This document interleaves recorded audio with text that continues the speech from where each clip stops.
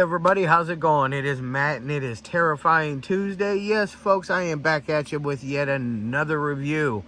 Before I roll on to anything, I want to wish each and every one of you a great morning, evening, dawn, day, or dusk, all that lovely stuff, because life really is too short as is.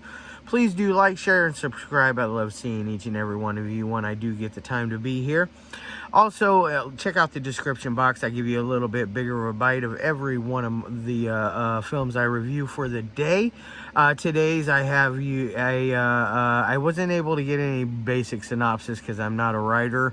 I got you your starring cast, your director, runtime of the cut I am watching, along with the non-rating that doesn't exist for this one. This one, which the runtime is only 20 minutes, so it's a short film today, which I love doing those. Those are fun. This one is a gore fest, by the way. And then I was able to find a link for a trailer for it, and it is none other than Deviant. It is very, very, very crazy, cool, fun, done by Brandon Terry back in 2021. It stars him and one of his buddies who remains anonymous. It had some work on there with James Bell as well.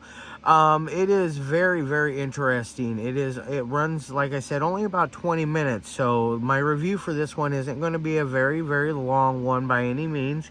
I'll probably still find a way to blabber on and on and on. Now, part of this short film was on the Safe Space Volume 1 that was released by William Cate a few years, or back in 2022. So just last year, I believe it was. Which I covered those like a month ago, 3-4 weeks ago, something like that. I believe it was a month ago. Those were very fun. So if you get a chance to check out the Safe Space trilogy, do check those out. There's a lot of really, really cool short films on there. There is on the first one, and I believe the third one, Brandon and Terry has one on that third one as well, if memory serves me correct. You also get some White Gardenia on there. You got Gore Filth. You got Tanner James. You got William Cate, of course. The list just goes on and on and on and on. There is just so many amazing directors that are attached to that trilogy, and I can't say enough good things about that. So definitely check it out. If you want to see some more of Brandon's work, definitely do that. I recommend, if at all, getting a hold of him through his Facebook. That's the only place I know of where you can get any of his other films that I know of. I'm not sure. There was a record label, I believe, at one point that he said released a copy of Deviant, and so did Dead Vision, but that is long out of print. And then, like I said, it's on the Safe Space trilogy, which part of it is, which those are still available. I was just on the Etsy, I believe it's Etsy that was on the other day, just yesterday, and they still had it listed on there. So and Bill is always good at keeping more stock available for you guys. So definitely check that out and check out some of the other stuff on there as well. Now on to the movie itself. It basically is one of those pseudo snuff films type, August Underground, shot on video, shot on some sort of handheld camera, we'll just say. I'm not going to say video, but it does have a degraded quality to it as well. It is very, very raw and gritty.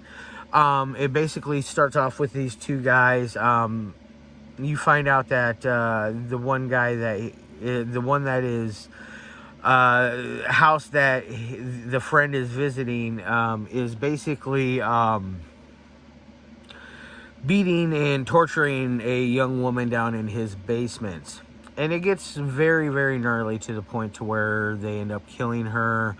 They eviscerate her. They cut her stomach open and pull out her intestines, and they strangle her to death with it.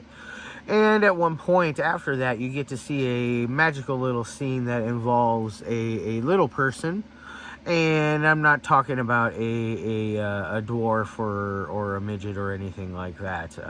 Yeah, I know I just went on PC right there, but it is not that kind of little person. I'm talking about a person about yay big. I'm talking about a fetus. This scene with the fetus, it is definitely one that it is very, very like oh shit cringy, like oh my god, I can't believe I just saw that. They do some things that you will never forget. It is gnarly. It definitely helped push the boundaries even further, because the stuff that they did before that was the stuff that, like strangling with the intestines and all that, was on the Safe Space trilogy on part 1. But I don't remember the fetus part being on there. Maybe I just forgot it, and rewatching it this time through just watching it through a single edition alone helped me remember it a little easier, a little more. Which, by the way, the effects are really good in this movie, in this short film, and I applaud them both, Brandon and James, for doing such an amazing job on this. You guys. Definitely know what you're doing. Good job.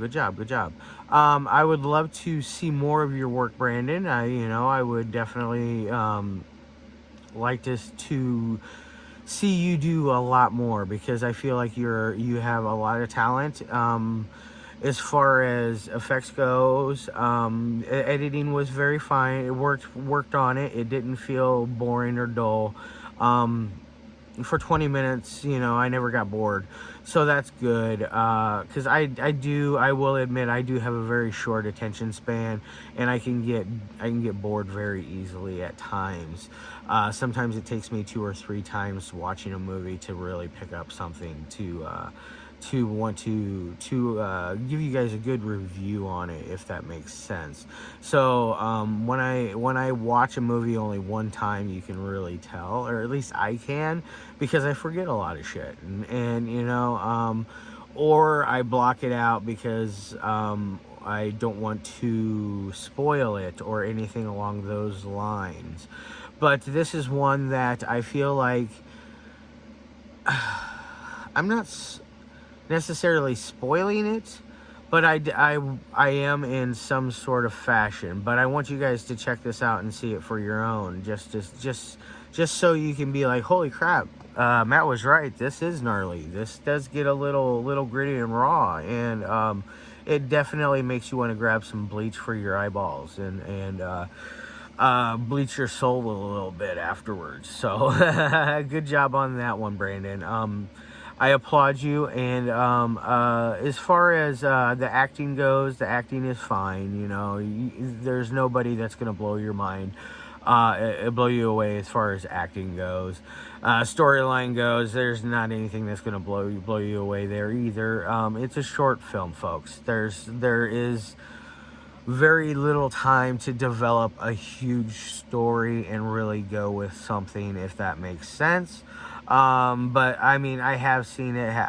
It's possible. It's very possible. I've seen it happen in 10-minute films. I've seen it happen in 5-minute films.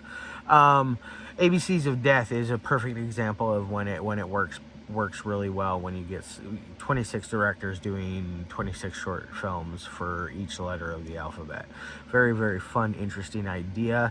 I haven't seen part 2, but part 1 was it has its down parts. It's a little long, but definitely worth checking out. But it definitely proves that you can watch a short film and that it can make sense. It can be good. It can move you enough to make you want to watch it again, or at least have enough impact on you to talk about it afterwards. And this is one of those that definitely makes you want to talk about it.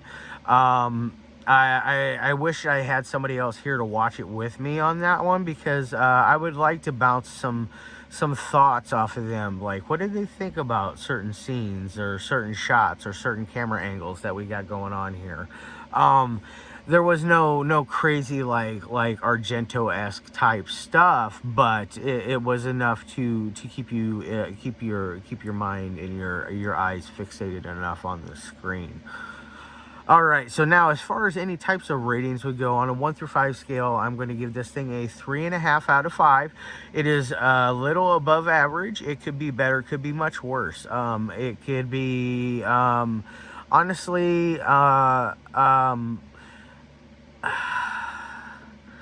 please don't shoot me, everybody. I'm not the hugest fan of August Underground. I like this better. Maybe it's because it's short and sweet and it gets to the point much quicker. You don't have a killer running around screaming at the top of his lungs every 5 seconds. There's just something about this one that just bounces to me. It doesn't bounce off me and ricochet and become something else that I don't like.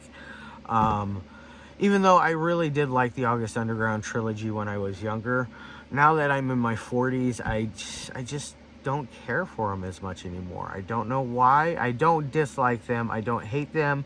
I just feel like, about them now.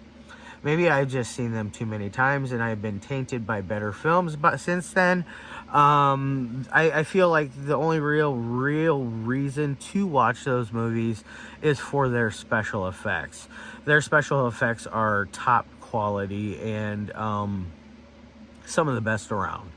And this one has some top quality effects, but it has a better story. Not story, better